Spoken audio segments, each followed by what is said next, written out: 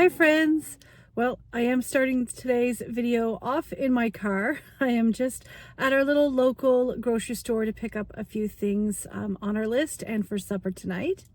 So first I want to apologize for not having a video as I hope to have on Saturday, but I guess you weren't expecting one. Going forward, I'd like to have a video every Saturday morning go live for you guys.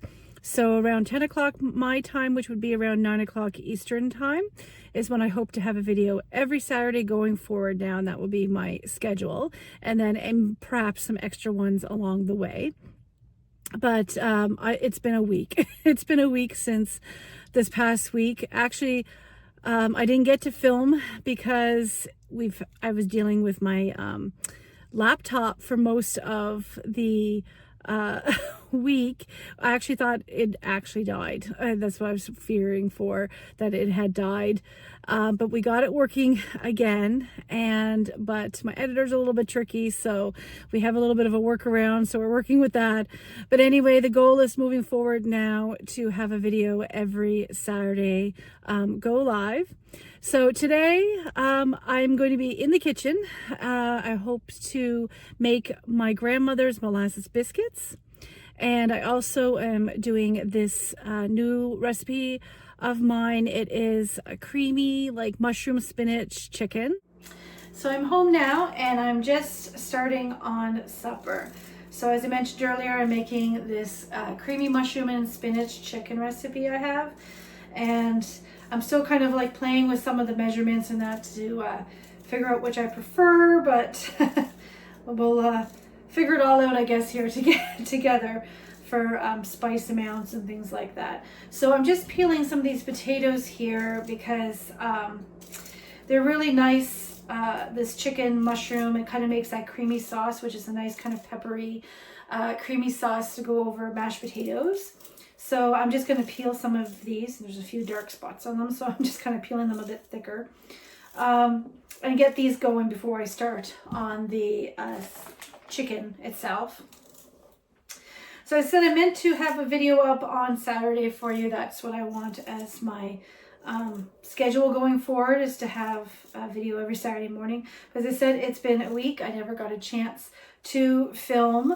As I said, I had laptop issues. I had editing program issues. I also have been fighting what I believe is a sinus infection, and I do have an appointment with my doctor later this evening. So hopefully I'll get an antibiotic for that, just to kind of clear it up. I have been like kind of suffering for the past week. It felt like I was fighting this thing, but Friday and Saturday it was awful. I was completely laid up. And then Sunday we had a little bit of excitement, not excitement. I'd rather it not have happened. Our furnace actually blew up. It didn't blow up, it just blew. Property management, because we just rent our home here, wanted us to call the fire department just to make sure that there was no fire smoldering anywhere. I didn't think there was, but so we had the fire department show up, and they were coming through the house, and they also had to check the washing machine, because right before that happened, we were starting a load in the washing machine, and Rob saw what he thought was, he wasn't sure if it was steam coming up between the washer and the dryer or if it was smoking. And so we turned that off, and then we tried it again, and then once it started doing its cycle, we smelled like a burning smell. So which we thought, but it might have been it might have been the furnace, we're thinking too. So we quickly unplugged that, and within 5 minutes of that happening with the washing machine, we heard this boom.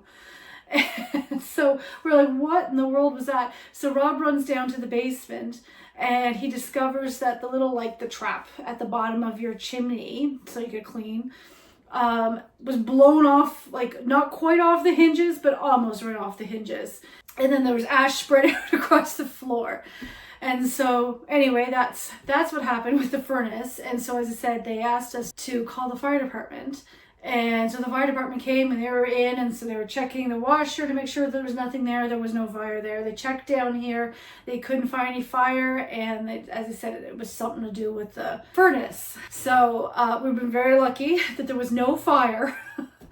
But yeah, having the fire department land your house with 3 huge fire trucks and the whole crew from the fire station, we probably were talk of the neighborhood. But anyway, everything's fine. Everything's fine. They had that night, the furnace guy came in and he said what happened was the transmission actually went. It's an old furnace. That's what happened. We're fine. But anyway, yeah, a little bit of excitement yesterday. So I said no videos got up this weekend. So I'm here tonight making our supper. So I'm going to go wash these potatoes off, rinse them, and get them on to boil. And then I'm going to take the chicken breasts and start on those. And I have to slice them down the middle, kind of like the butterflying, but I'm going to separate them and get them cooking in the pan. So I usually dredge them with flour first and then put them in the pan with the avocado oil is what I usually use, but you can use olive oil or whatever cooking oil you prefer, and then cook them in the pan till they're brown for about 5 minutes each side, and then I go on to the next step. Okay, I don't know if you can actually see. You can see this plate, okay. All right, I've just got my chicken here in front of me, so what I mean to do is to split it in half, and I don't mean it this way. I'm going to slice it this way, so it's kind of thinner. And these are still a little bit frozen, but that'll be okay. So it's kind of like, I guess, butterflying them. I don't know if that's a technical term, but that's what I'm doing with them here. So I just have a package of 3. And that's what I use for this recipe. I suppose you could do 4 if they weren't too big. That would work probably as well, but I find 3, any more than 3 starts to crowd my pan. So I'm just going to use the 3 that I have here. All right, so I've just turned this on to medium high, and I have some flour here. This is actually gluten-free flour, so if you need to do gluten-free, you just use gluten-free flour. It totally works just as well. I've made it with gluten-free many times, so it works just as well. So I'm just putting the chicken here, and I'm giving it a nice coat of the flour. Just like that. And then I'm just going to put it in to my pan. The pan's still kind of heating up here. And I'm just going to keep coating this through and then having it cook in the pan. So once it's all in the pan, I'll quickly wash my hands. And then I'm going to season with some salt and pepper. And I have about 1/3 cup of the flour here, just for the dredging, to make sure there's enough for all of it.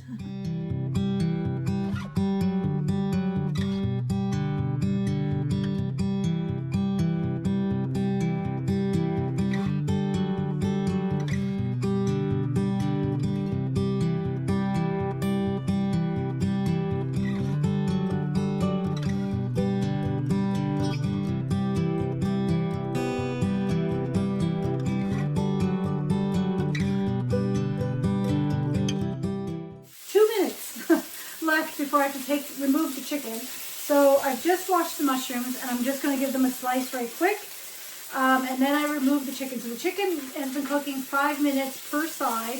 Then you're going to remove it, and then I start in with my butter and some of my other flavoring and seasonings. As I said, the full recipe is going to be over in the blog, probably next week. I'm going to say next week. If it's not next week, it'll be the week after. So anyway, we're just going to slice these mushrooms up right quick. 2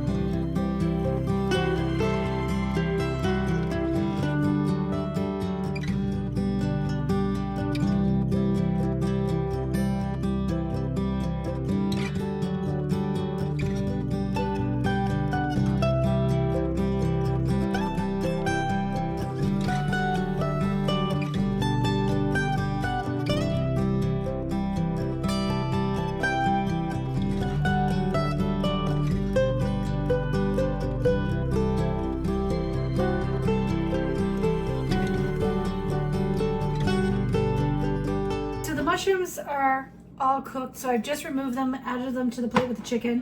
And to this, I've just put in some chicken broth, a cup of chicken broth, and then I'm going to add some lemon juice and Dijon mustard and about 5 cloves of garlic. I was looking for the garlic. Normally I would use fresh. I do have it here, but in the interest of time, because I do have an appointment in half an hour and I just want to get this done, I am just going to do the equivalent of 5 cloves of garlic with this pre-minced garlic.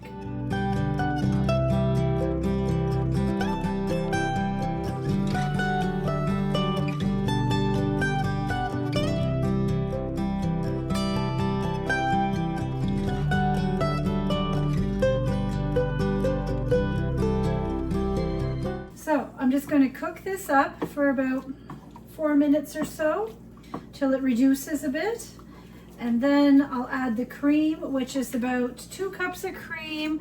This is just shy of 2 cups, but that will be totally fine because it has to thicken up anyway. And I think there's a little bit more chicken broth than a cup in here anyway, so I have to reduce that down as well.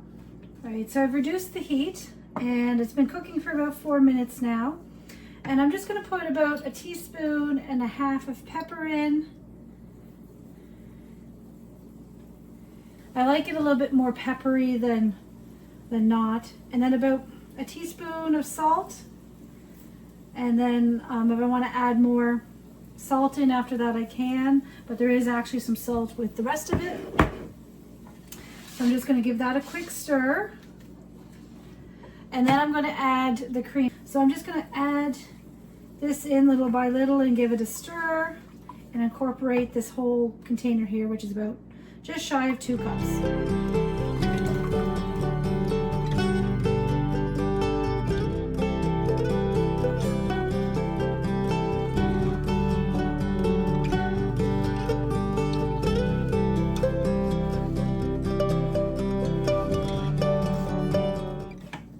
All right, so I'm going to bring this back to kind of like a little bit of a bubbly simmer, and then I'm going to add the chicken back in and the mushrooms, and then I have some baby spinach here. You can use whatever spinach you want, but I'm using some fresh baby spinach, and I need about 2 handfuls is about all you need. So 1.5 cups maybe of fresh spinach. That's kind of all you need in there because it's going to cook down anyway. I'm just going to add now the mushrooms back to the pan and the chicken, and then I'll put the spinach in, going to cover it and let it cook for about 5 to 10 minutes until the chicken is finished cooked all the way through this, and the sauce is thickened up and the spinach is actually cooked down as well.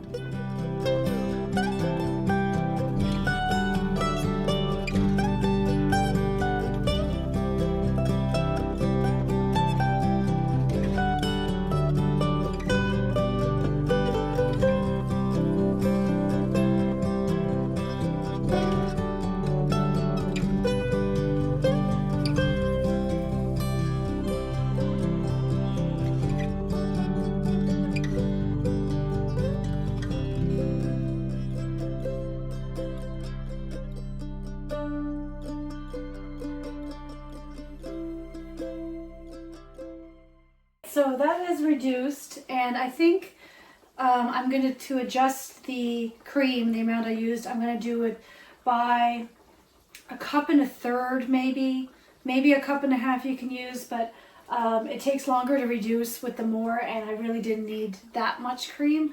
So as I said, I'm figuring this recipe out. Trying to remember what I did last time. So about 1.3 cups, maybe 1.5 cups is probably all the cream you need.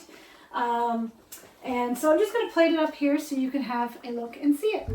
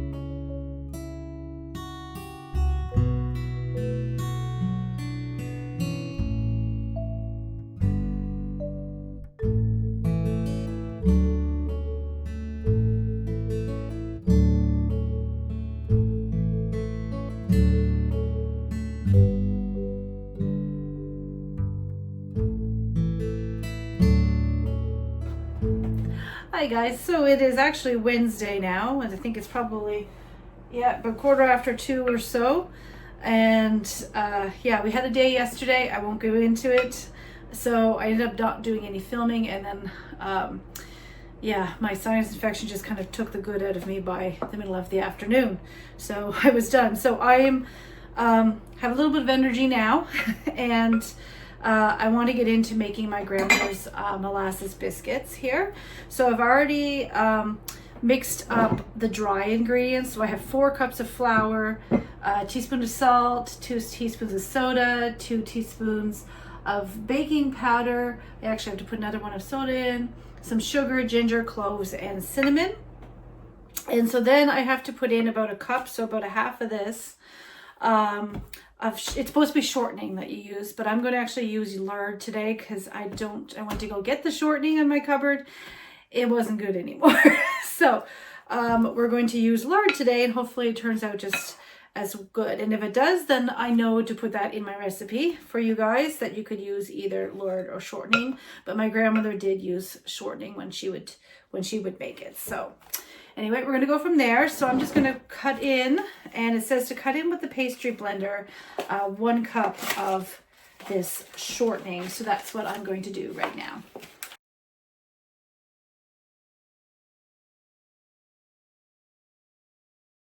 The key to this is using a pastry blender. I think I only bought this at our dollar store. So I would check there if you're looking for a cheap option, but this one works first quite well. But if you want to invest, certainly you can spend a little bit more. I think this was like $3 and something when I bought it a number of years ago.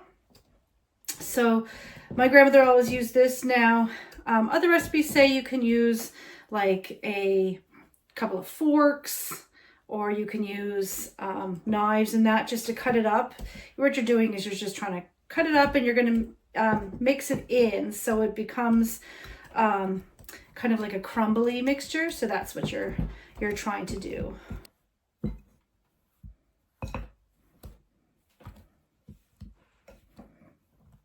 So this is all done now. And so I'm just going to set that bowl aside, and I have a separate bowl here. And what I'm going to do is, says to add the molasses and then some sour milk. So basically what I'm going to do is a cup of sour milk, and I'm going to put a tablespoon or so of vinegar in it, stir it up, and just give it a moment.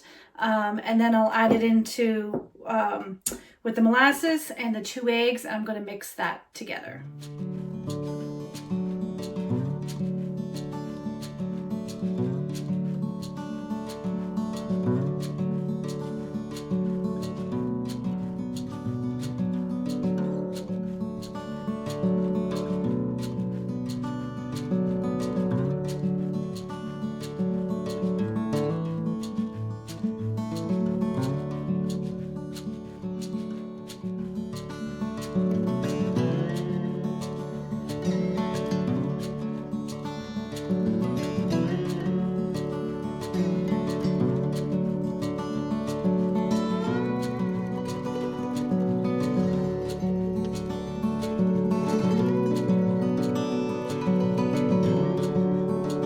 So I just finished beating that, and then I've added it in, and I've started putting the raisins in. This is the last little bit. And so then I'm just going to give it mixed up, and it's going to form into a nice dough ball, like a biscuit dough. And then after that, we're going to flour this surface here, roll it out to about 1 inch thick, and then cut it in like little biscuit type size. And I don't have a biscuit cutter. And I realized that after I started doing this. I used to have one, and it rusted out, and then I just never replaced it. So I'm going to mix this up, roll it out, and I'm just going to use a glass. My grandmother used to use a tin can. That's what she used. And she was known for making her biscuits and making these and everything else. But so I'm just going to improvise as she did and use a glass. I'm not going to use a tin can. I'm going to use a glass. All right, so I'm about ready to roll it out. So it is not it's still quite a moist dough. And I'll be honest, I had to add an extra cup into here. So I don't know if my grandmother's recipe was written down wrong and missed a cup of flour, or if it was more like the fact that I used lard instead of shortening. I don't know. So anyway, it is a little bit more moist, so it's going to be like a little bit of a stickier rollout. I'm pretty sure that is how she had it. I was trying to remember it. So I'm going to just roll out directly onto this surface. So because it is so wet, I am going to liberally dust this with flour. And then we're going to roll this out till when it's about an inch thick.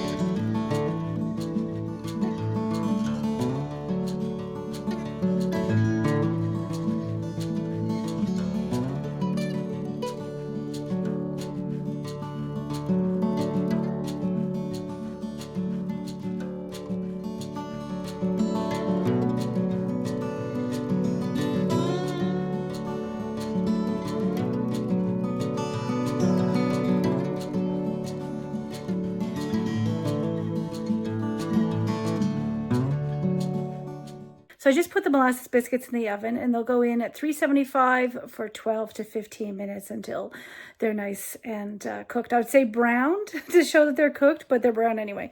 So yeah, about 12 to 15 minutes just to make sure that they're cooked through. So I'll come back and show you once they're done.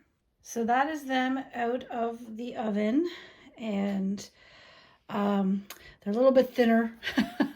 I did not even listen to my own saying of rolling them out an inch thick. I rolled them out in half an inch thick, and so I'm not sure why I did that. But anyway, that's them cooling off.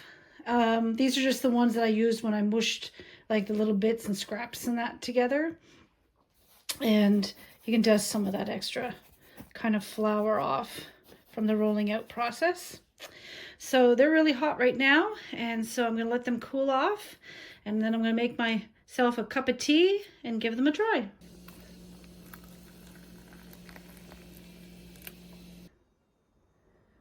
Yum, yum. Oh, they smell just like my grandmother's. I remember these so fondly. So hopefully they turned out and taste just like hers.